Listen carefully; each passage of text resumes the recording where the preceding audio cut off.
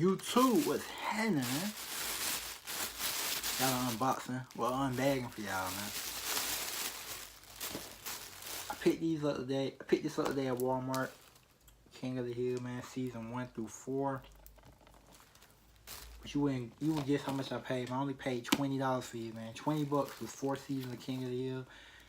I call that a steal, man. That's a true steal right there. Because on Amazon, these are going for like 20. These are like 25 a piece.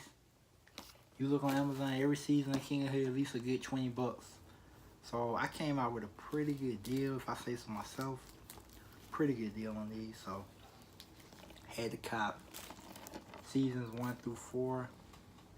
I had to get these, man, like a bundle. It's a good, man. For $20, they worth it. Cause you get a lot of episodes, man. Definitely worth it. So, yeah. If y'all want me to go into detail with these later, I will. So, hit that subscribe button. I go through the whole thing. I just go through every the packaging and whatnot and all that good stuff. But I just want to show y'all these real quick. Anyway, guys, comment, like, subscribe, next time. Peace.